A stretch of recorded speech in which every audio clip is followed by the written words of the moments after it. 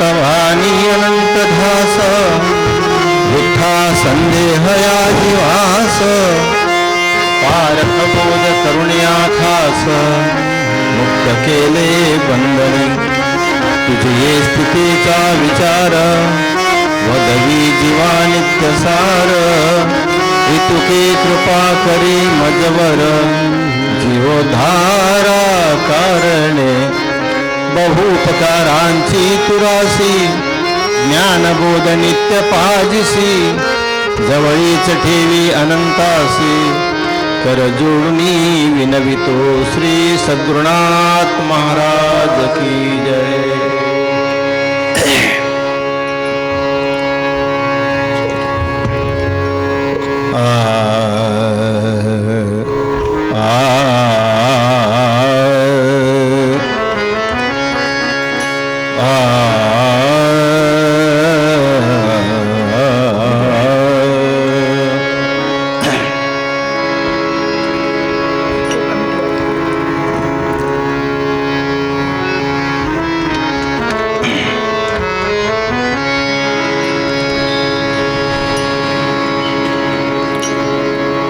करिता संतांची संगती करिता संतांची संगती करिता संतांची संगती करिता संतांची संगती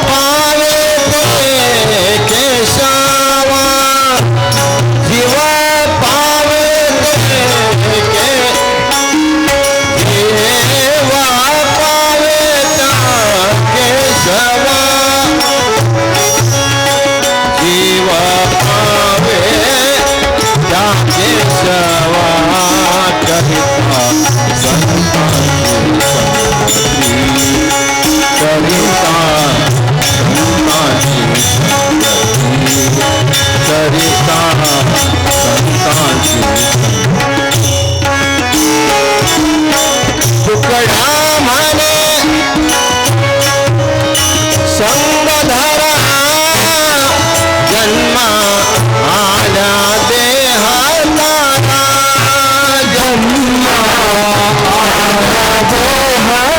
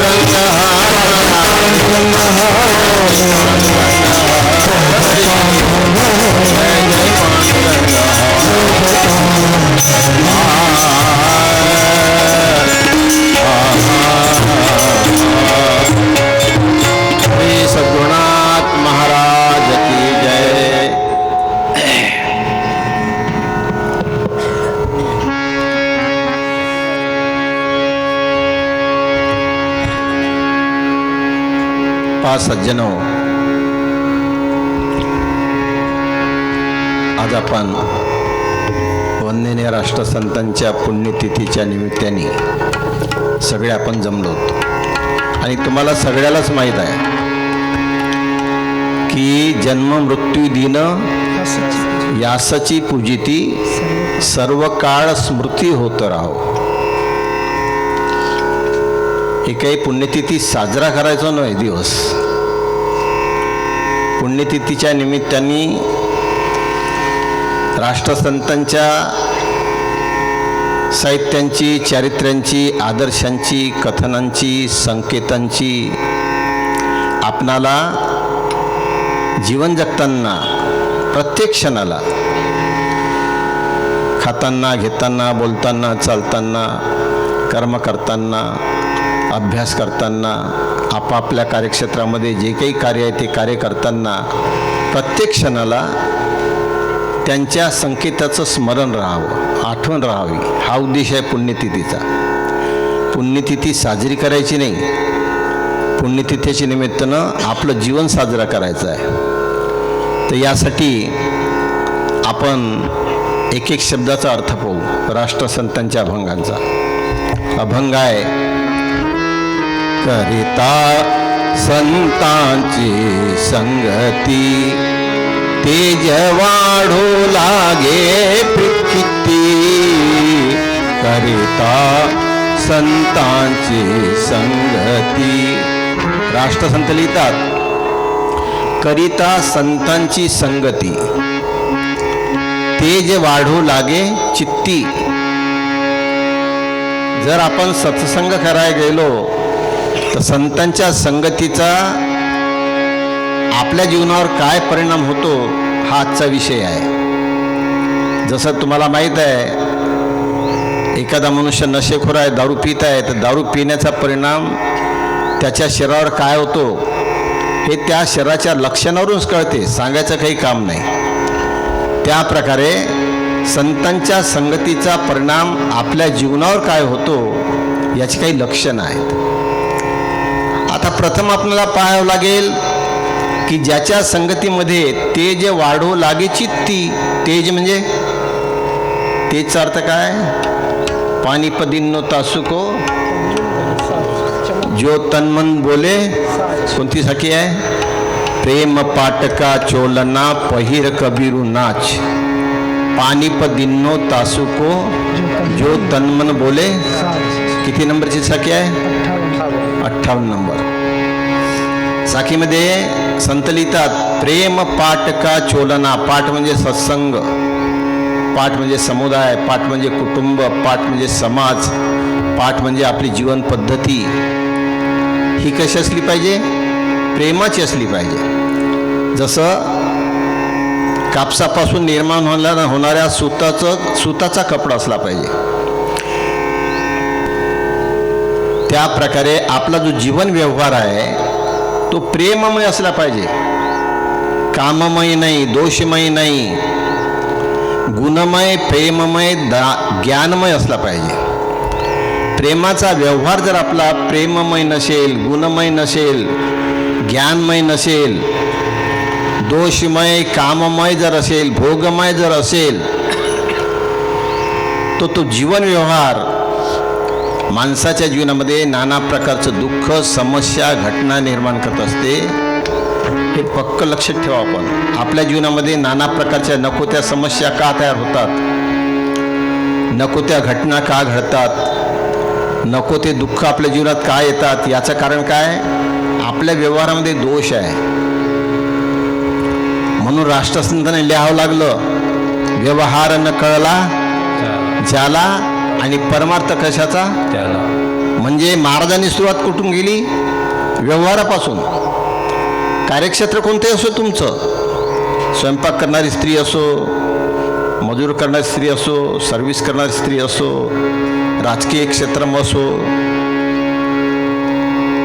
कोणतेही क्षेत्र असो, त्या क्षेत्रामध्ये जो कार्य करणारा जो जीव आहे त्या जीवांनी सुरुवात असं शिकली पाहिजे की व्यवहार. आता आता आपणाला संत म्हणजे पाहायचं आहे. संत म्हणजे काय? संत कशाला म्हणावं?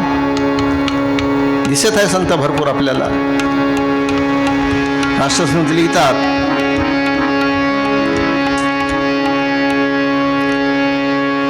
संत चिन्ह लेवुनी या अंगी, संत चिन्ह लेवुनी या अंगी, संत चिन्ह लेवुनी या अंगी, संत चिन्ह लेवुनी या अंगी, संत चिन्ह लेवुनी या अंगी, संत चिन्ह लेवुनी या अंगी.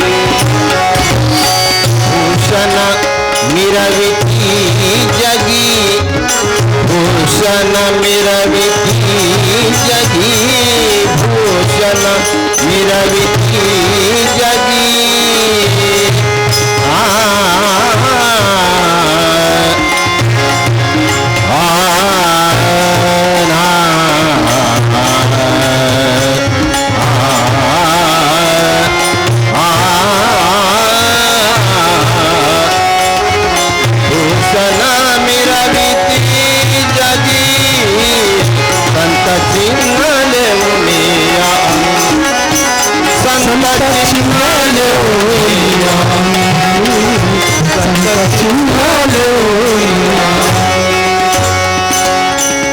संत चिन्ह लेऊन या अंगी, भूषण मिरविती जगी.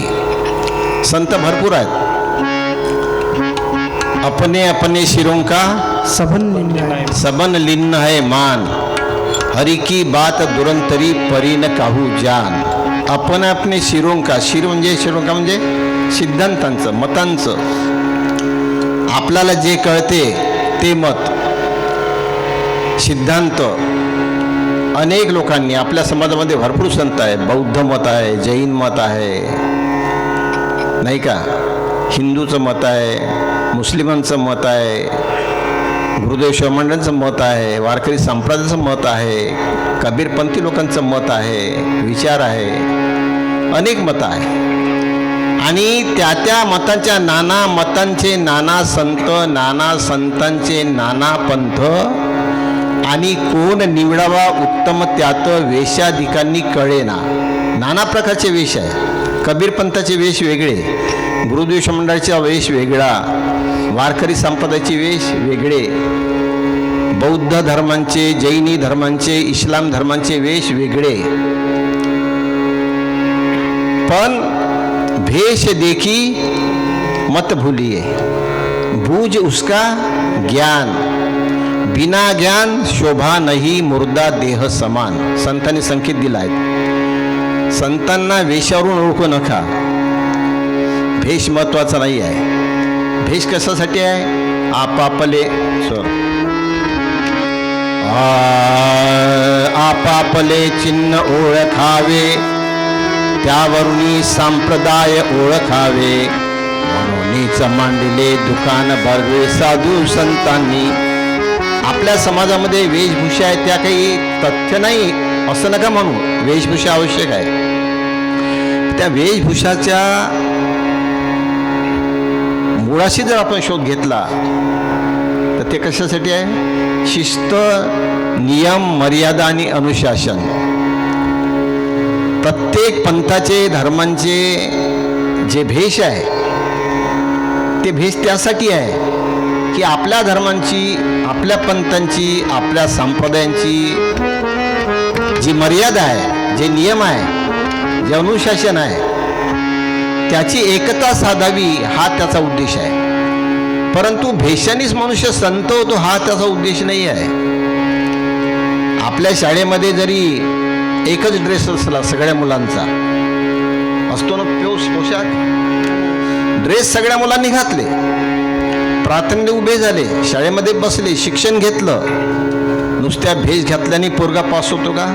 नाही. तो एक नियम आहे, मर्यादा आहे, शिस्त आहे. त्या प्रकारे त्यांची अवहेलना करू नका. गुरुदेव शिवमंडळाच्या लोकांनी भगवी टोपी घातली म्हणजे चुकलं त्यांचं असं नाही आहे.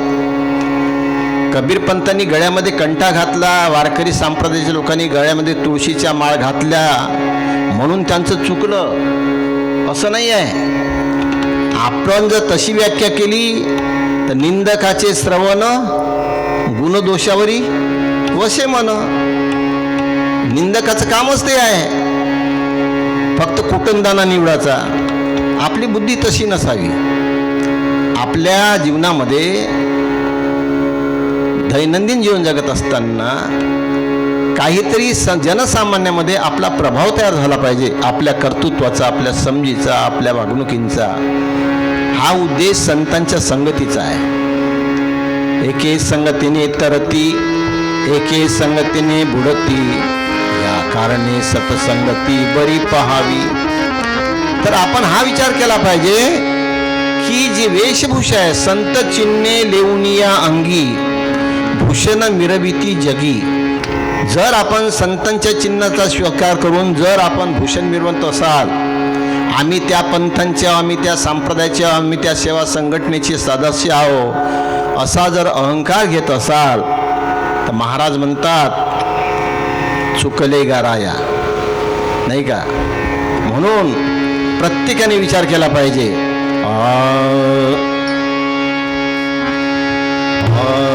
सदा एक भाव चित्ता, सदा एक भाव चित्ता,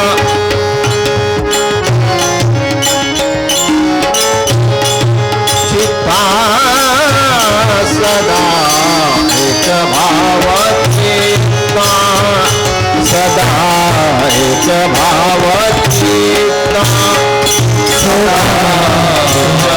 भाव चित्ता, सदा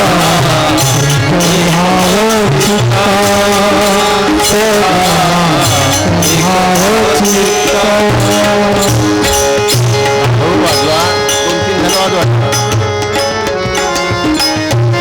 निज तत्वांची समता, निज तत्वांची समता, निज तत्वांची समता, सदा एक भाव चित्ता, सदा एक भाव चित्ता, सदा एक भाव चित्ता.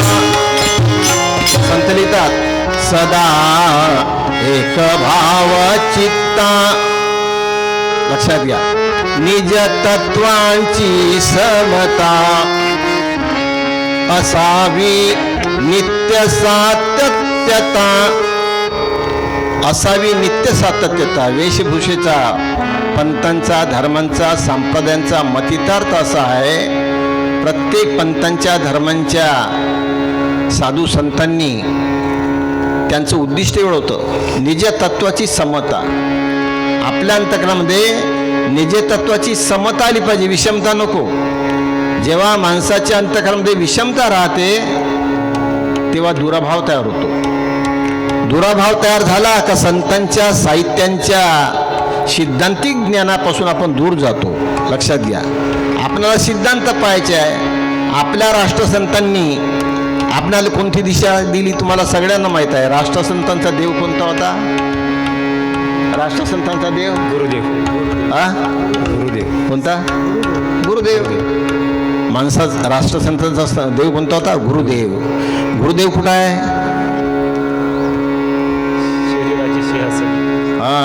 आकाशातही नाही, मंदिरातही नाही.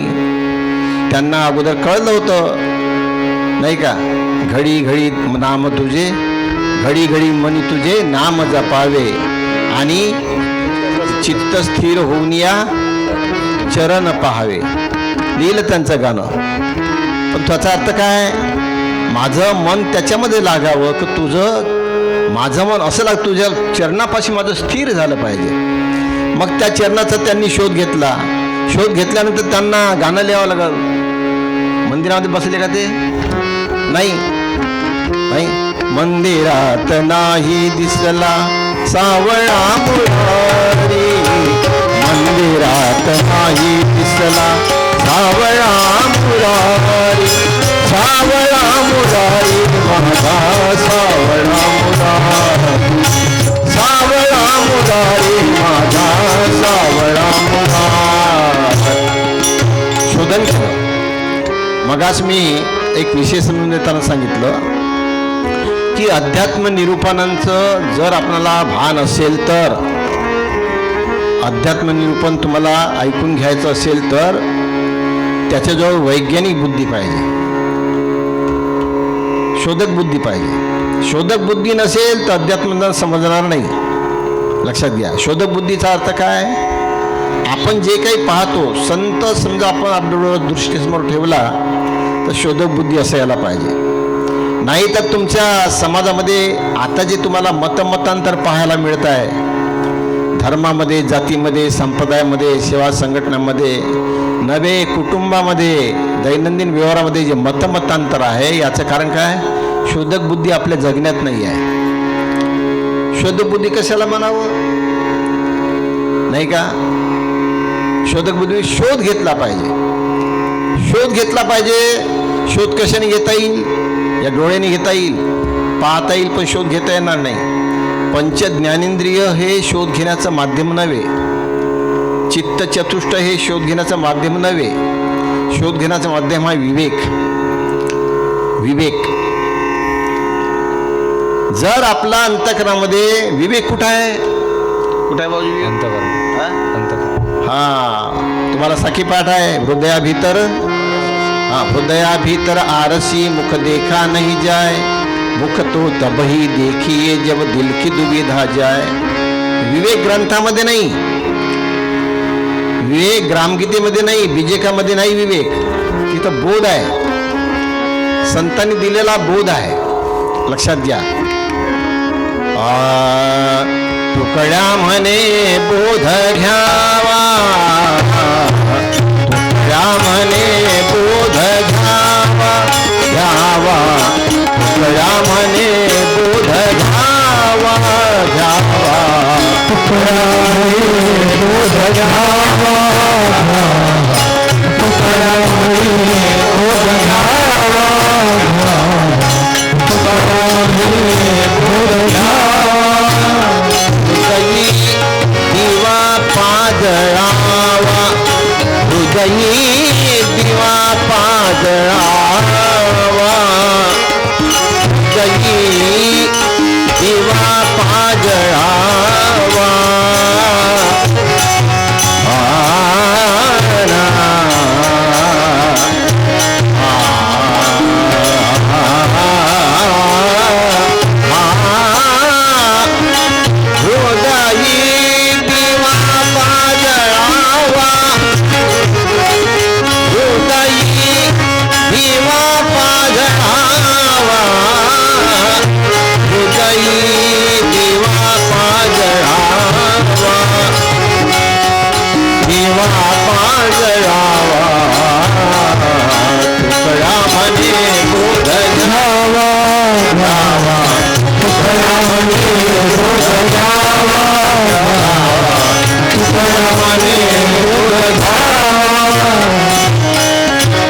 ग्रंथामध्ये बोध आहे. महाराजांच्या भजनामध्ये, ओवीमध्ये, लिखाणामध्ये काय आहे? बोध आहे. पण तो बोध घेताना सगळ्यांना बोध होत आहे का? संतांनी दिलेला बोध सगळ्यांना होत नाही. लक्षात घ्या. बोध घेताना हृदयी दिवा पाजळावा. आणि आम्ही साखी म्हणतो, शोध बिना बोध नाही, बोध बिना नाही शांती, बिना विवेक भटकत फिरे बारंबार अशांती. नुसत्या पाठपठनांनी, कथनांनी, वाचनांनी, अभ्यासांनी बोध होत नाही. त्याला जो दिवा म्हणजे विवेक. हृदयी दिवा पाजळावा. आपल्यामध्ये, मनामध्ये, हृदयामध्ये, अंतःकरणामध्ये जो दिवा आहे, विवेक आहे, तो जागा झाला पाहिजे. जिथपर्यंत विवेक जागा होत नाही तिथपर्यंत संतांनी दिलेला बोध आपल्या जीवन व्यवहारामध्ये कामी येत नाही. लक्षात घ्या. कारण बोध त्यासाठी असतो. शोध बिना बोध नाही. आपला जो शोध नाही, शोध नसल्यामुळं समाजामध्ये ज्या काही नाना प्रकारच्या जाती, धर्म, पंथ, संप्रदाय आहे, त्यातलं मूल तत्व आहे, ते मूल तत्व आपल्याला कळलं नाही. मूल तत्व काय? निज तत्वाची समता. साधू संतांच्या मनामध्ये अलग अलग जाती धर्म पंथ संप्रदाय करावे, अलग अलग वेशभूषा ठेवावी, अलग अलग मतमतांतर करावं, हा काही उद्देश नव्हता. लक्षात घ्या. नाना मतांतरे शब्दाची उत्पत्ती, शब्दाची उत्पत्ती, नाना मतांतरे शब्दाची उत्पत्ती, नाना मतांतरे शब्दाची उत्पत्ती, नाना मतांतरे शब्दाची उत्पत्ती, नाना मतांतरे शब्दाची उत्पत्ती. पाठांतरे होती वाचाळती, पाठांतरे होती वाचाळती,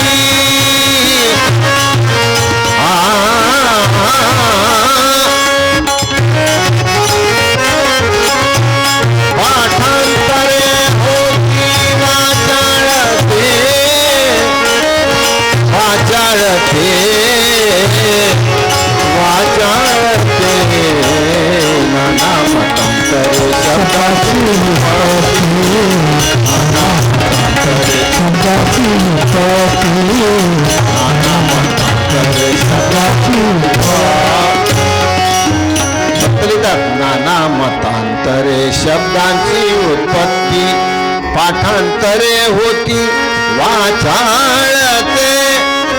आज जे आपल्याला समाजामध्ये नाना प्रकारचं मतमतांतर दिसते आहेत, ज्या मतमतांतांच्या भरोशावर माणूस माणसापासून दूर जात आहे.